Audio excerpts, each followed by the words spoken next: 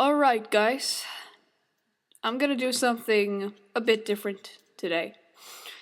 And instead of making fun of fan fictions I find on the internet, I'm gonna be humble and make fun of my own story, actually.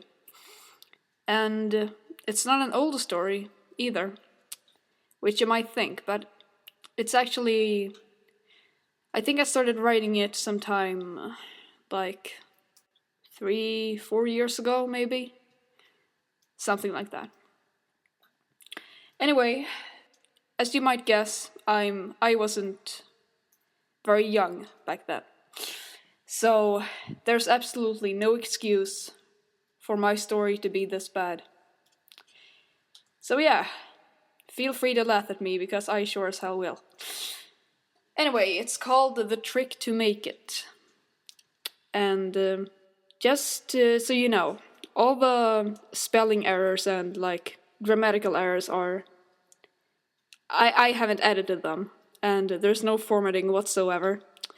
So yeah, enjoy. First, it's only dark. Then the darkness is enlightened a little bit, but not as well, so I'm enabled to see my surroundings. My head's aching like it has never ached before, so I rub it, with a hand that feels numb and not like my own familiar hand anymore. My sight's starting to get clearer for every blink I take, but to see where I am wouldn't really help me to remember how I got here in the first place. Even before I am able to see the room I'm in, I already know that I have never been on this place before. This place, where I am right now. Well, no shit. When I was unconscious, I had felt like somebody carried me here, whatever here was, and that somebody had watched me for a long time. Now, somebody isn't here, but I'm sure that somebody would be returning soon, and that I wouldn't want to be here when that person returned. Now, my sight is even clearer. To me, clear enough to try and get out of this place. As I'm getting up, a piercing arrow of pain is shot through my right leg, and I bite my tongue so I won't scream. As the pain in my leg increases, so is the sweat on my forehead. My eyes still hasn't got used to the bright and steely light that is in the room, and therefore I'm not able to see what it is that's causing the horrible pain in my leg. I'm waiting at the spot until the piercing in my leg turns into a gentler throbbing. Now it's time to move on and try to get out of the room. I must admit that when I'm walking across the cold stone floor that the whole area is covered in, I'm beginning to fear for my life. I don't not know the reason of why I would be dreading this place so much when I've never even been here before. It all sounds crazy coming from a tongue that's been drugged by some unknown being, like mine's been. My leg is thumping on the hard floor, and I jump every time I hear it, as I'm always thinking that it's my kidnapper that's coming down. It never is. Just as I'm about to panic and start to look for a good place to hide, I realize that the thumping is merely my footsteps on the hard, echoing floor. God, has my heart ever been beating this fast? I don't believe it has, and I would know. I've had my heart my whole life, pounding inside of me, so if I wouldn't know its fastest beating time, I would most certainly be declared crazy by society. The blood pumping through my veins sounds loudly in my ears, and I'm starting to think I might faint. And if I would do that, would I ever wake up? Thump! What's that? This time, I can tell that it's not my feet thumping against the floor, but someone else's on the upper floor. I freeze for a moment, to see if I can make out if the footsteps are coming down. They stop for a while, so does my breathing, and I wait for what might happen next. After maybe a minute or so, the footsteps begin to sound again. I'm trying not to move or make any sound, as my kidnapper might hear me and come down here. The footsteps take another short break. My whole body and mind tenses. Then they begin to sound again, this time a little louder than I recalled they were before. And now I know for sure that they're coming down. Every dusty thump that my kidnapper's feet make against the stone stairs reminds me of my dodgy situation. Even though I know I have to get out of this place before he sees me, I can't even move an inch. Not the slightest inch, and now I can't see his feet. God, his feet! They're covered with black mocha shoes, slightly scuffed by the years their owner has been carrying them. His legs, dressed up in nice-looking, but not too expensive Manchester trousers. Under the ribbed fabric, I imagine the strong muscles working as they're going down the last steps. This time, the panicking feel I get is not just only a fact. It's for real. Even though I know that I must hide, I still can't move even the slightest inch from where I'm standing. I remember reading about these experiences in horror novels, and I've always laughed it off. But now that I've experienced the freeze feeling myself, I will never look at a horror novel the same way again. I almost want to scream to my legs that they have to move unless they don't want their owner to get caught, but of course, they won't listen. Now, my kidnappers almost reached the floor, and just as I'm about to give up, my legs start to move. They're taking me to a dark corner in the back of the room where I sit down, crouching for the light coming from the cold, dirt-covered bulb hanging in the ceiling. Carefully, I peek out from behind the corner to take a small look at the man standing in the middle of the room, right below the slightly swinging bulb. The pale, cold light coming from it makes the man's face look sinister and mysterious. I don't like that look. He looks exactly as one of those psychopath killers in horror movies. And I have seen enough horror movies to know that the main character usually dies in the end. I started to suddenly think of myself as that main character in that horror movie, dying in the end. I try hard to get the thought out of my head before it drives me insane, but it won't budge. An irritating little voice in the back of my head keeps telling me that I will never be able to get out of here and that I should just give up and whatnot. I haven't let it take hold of me yet, but I fear it might do that soon, and if it did, I would be dead. My kidnapper's looking around him, not moving from the spot where he's standing, perhaps trying to locate me with his eyes like a human radar. His eye stops at a point near my feet, and I try not to move so he won't see me. My breathing stops. Everything stops, and for a moment I cannot hear a single sound, neither from my kidnapper nor myself. I can't even hear the blood pumping in my veins. Everything is just quiet and tense. I have got no sense of time as I am down here, but after a minute or two I think my kidnapper's shadow starts to move on the wall. It gets larger for every step that he takes, and I realize he has spotted me. My heart is now in my throat, beating like a bongo drum, and now I know for sure that I'm gonna faint. His face has just become visible when my sight fades, and again I drift into oblivion. A slap in the face. I open my eyes as the pain from the slap spreads across my cheek, and the first thing I see with my dim and blurry sight is a skull just above my face. This time, I'm not even trying to hold back my scream. I open my mouth and I scream and scream until my throat feels sore and dry. Still, I continue screaming at the sight of the horrible, horrible thing hanging right above my face. I hear the dull footsteps against the floor. The hollow sound of the feet thumping indicates that the stone floor has been replaced by wood. That's all that I can think of till I get another slap in the face from my kidnapper. My sight gets a little clearer, and now I see that the skull I saw above me was only just a poster hanging in the ceiling. No middle-aged man would have a skull poster in his room. Right? I must admit that now I have seen so much that I can't even tell what's right from what's wrong. Despite my tremendous fear, I try to be reasonable against my kidnapper. You never know if he is the kind of crook that spares his victims if they only act polite. That's right. You never know, and that's why I must be quiet and do as he pleases. Even though my heartbeat is so fast that it craves me to breathe faster so that it can have its regular air supply. I shut my eyes to avoid seeing whatever he's about to do to me. A strange feeling starts to form itself in my whole body.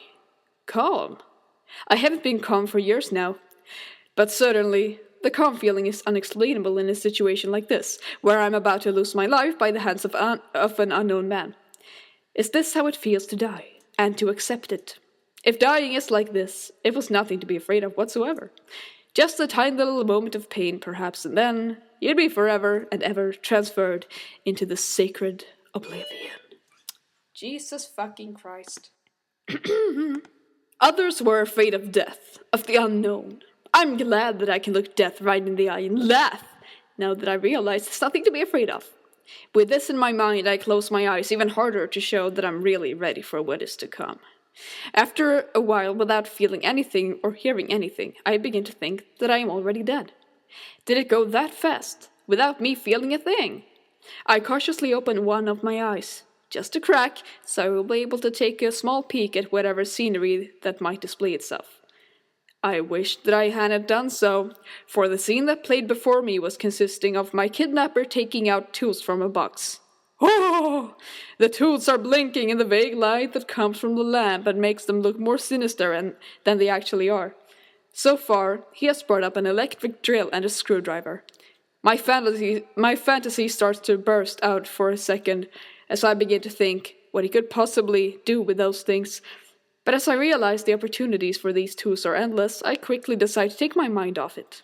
All the clanking sounds coming from my kidnapper's seemingly endless supply of tools are starting to, with mild words, drive me out of my wits.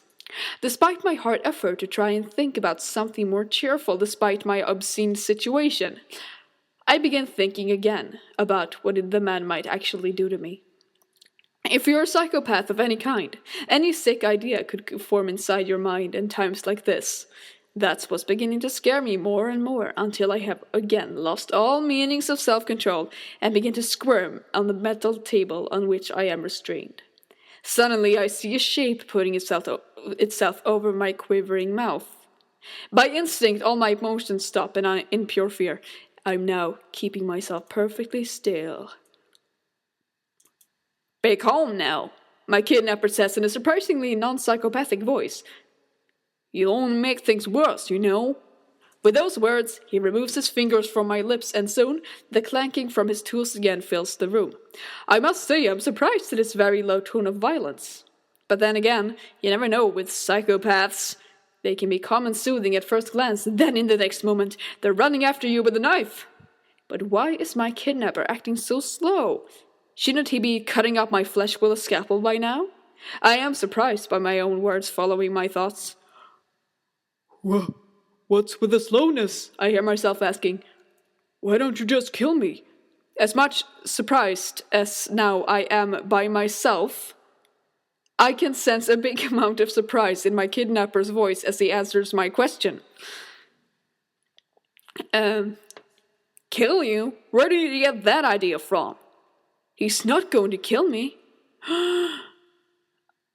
Then why all this restraining and smacks to the face? It's not what you think. I tied you down to keep you calm, to save you from yourself. What the? He just answered my unspoken question. Can he read my mind too? Who are you? What do you want? I yell at him in sudden anger. My kidnapper's slightly grinning visage suddenly shows up right above my face. He's so close that I can feel and smell his mouth-washy breath dig into my twitching nostrils. I will tell you everything you want to know, if you promise me not to run away or get violent if I'd release you. I think about his suggestion for a short while. His words didn't sound like lies, but on the other hand, what if he was lying and would attack me when my restraints were loosened? I certainly don't want that to happen, but coming to think about my current situation, neither do I want to lie here, tied up on some stranger's giant slab. With those thoughts passing my mind, I nod slightly in approval. I am desperate to get those leather belts off of my wrists, and also to escape the odor of my kidnapper's breath. He lets out a slight grunt of comprehension, and then he sets off to each corner of the slab to release me. When he is done, I sit up cautiously. He's standing at the foot of the slab, looking at me with piercing blue eyes. After looking at him for quite a while, I realized how stupid I must look, and immediately shift my eyes in search for something interesting to lay my eyes on. My gaze stops on my kidnapper's toolbox, partially emptied of respective tools. The box seems to be able to store quite a big amount of tools, since I can clearly see that even though many tools are lying around, it's not nearly as empty as it should be. Quite bottomless, even. That word have always given me the shivers, and I have no clue why it should. My kidnapper now interrupts my thoughts. So, he says calmly, what do you want to know first? Again, I am surprised at how calm and non-violent he is. He even acts like any respectable citizen would, regardless of the situations. My thoughts twirl around in my head, every one of them silently forming into one sentence. How could this guy possibly kidnap anyone? I want you to tell me who you are and what I'm doing here, I inform him. For some reason, he doesn't scare me anymore. By now, I have even begun to think that I recognize the man from somewhere. My kidnapper smiles and immediately begins the explanation, which has to be as long and plausible enough for me to buy. I'm Jacob Sternville, and believe it or not, but we two know each other. I know you? I answer quite skeptically at first. Course you know me, he says. I'm your stepbrother. Stepbrother? This strange man at whose house I wake up is kidnapped is my stepbrother. How could I forget about such a thing? But why didn't I remember you? In my voice, I detect a sense of weakness and confusion. I don't like that. I don't like being dominated by others than myself. Well, I don't know the real reason, Jacob says and shrugs. But I've always had the feeling that sometimes, after certain sorts of actions, you have mind gaps. Okay, that sounds pretty out there. But what other explanation could it be for me forgetting my own stepbrother all of a sudden? Now, though, I fully recognize the man. Jacob Sternville, as my stepbrother, whom I've known since we were both little punks with holes in their teeth due to too much candy eating. But what worries me are the things he says about mind gaps. That I have mind gaps after certain sorts of actions. I don't like the sound of that. What kind of actions? I ask him, eager to find out, but still not quite sure that I want to know. Jacob suddenly goes quiet, until something seems to snap him out of it. The look in his eyes is worrying. His eyes look guilty and actually on the brim of tears beginning to fall. That is never a good sign. What? I try to ask again, my breath failing and leaving me in a trembling sigh. You have mind gaps after killing people, Jacob suddenly admits, his voice not so steady and confident as before. What? Me? Killing people? But that has got to be impossible. Either Jacob has acting skills that would make any Hollywood star green with envy, or he's telling the truth. I suddenly jump up from where I'm sitting on the slab and rush into the hall in search of a kitchen or bathroom, or any room containing a sink. Hey, wait! Jacob calls after me and immediately starts following me around while I continue roaming his house in a razor speed in search for a sink of some sort. Finally, I find the bathroom and slide inside. The ice-cold water burns my cheeks and face as I splatter it almost over my entire head. But to me, the feeling of relief and salvation is the same as the feeling as dipping your head down in freezing water. What's the difference, really? Jacob, panting from running around the house, stands up next to me. I can barely hear him entering the room from all the nauseating buzzing in my ears, but I sense him. I know he's there beside me, probably looking guilty as a dog that just peed on the carpet. He begins. He probably has no idea how to explain this to me. I'm really very sorry, Chase. I don't know where to begin. Chase? So that's my name. I almost forgot. I try to lift up my head from above the sink, but suddenly an overwhelming feeling hits me. Right in the gut. My legs suddenly lose all power to stand, and I stumble pathetically down on the cold bathroom floor. Chase, what's happening? I hear my stepbrother yell from somewhere above me. Far, very far away. I try to answer him, but all that comes out of my dry mouth is a dog-like whining sound. I don't like sounding so weak, but hell, there's nothing I can do about it. Not now.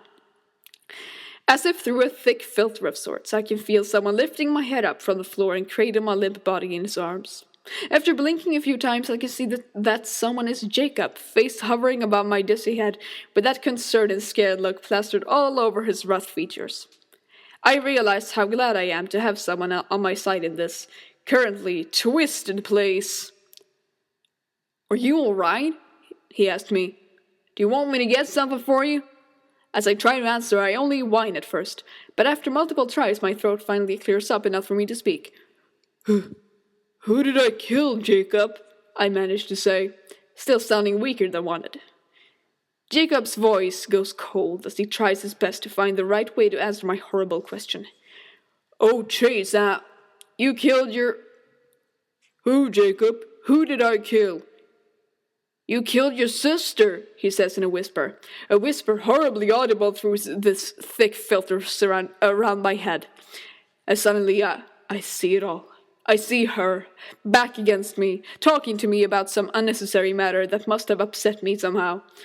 All I know is that I'm so upset that I can barely hear what she is saying to me. I am too enraged to even care. My fiery eye spots something glistening on the counter beside my sister. It's a knife. More precisely, the knife we used to cut bread with. Before my sense can make the connection, my hands are around the handle of the knife, and I can hear my sister's surprised cry from somewhere far away. Before I thrust the knife deep into her chest, I can hear her trying to talk sense into me, as if I was somehow a normal person, possible to reason with. And that's as far as I've gotten in this clusterfuck of a story. I forgot where I was going with this. I honestly have no idea.